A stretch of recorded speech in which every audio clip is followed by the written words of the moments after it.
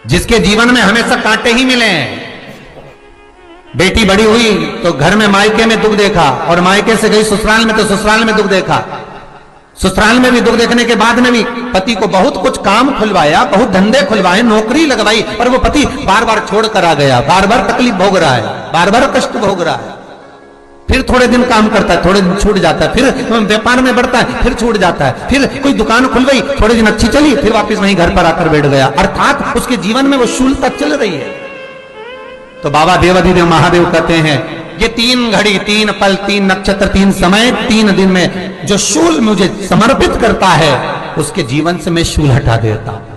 वो 3 दिन लिखे स्कंद पुराण।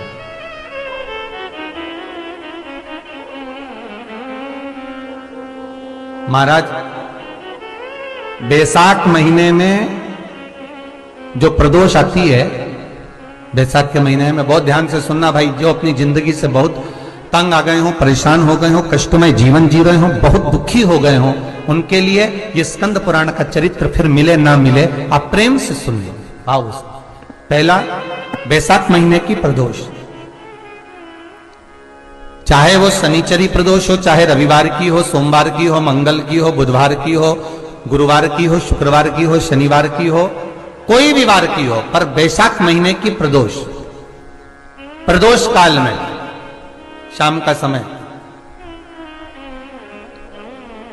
सूर्य डूब रहा हो, बस डूबा ही हो, और उस समय पर सूर्य के डूबन के तुरंत बाद बाबा को धतूरे के साथ में बेलपत्री ना चढ़ाते हुए बेलपत्री के वृक्ष के 7 कांटे बाबा के शिवलिंग पर समर्पित करे जाते हैं। महाराज, अपनी जिंदगी में अड़चनों को हटाने के लिए, फिर आप जिस व्यापार में उतरे, जिस व्यवसाय में उतरे, जिस नौकरी में उतरे, आप दिल से करें, आपको तरक्की मिलेगी। आप हार नहीं सकते, नीचे नहीं आ सकते, उन्नति पर ही चढ़ेंगे।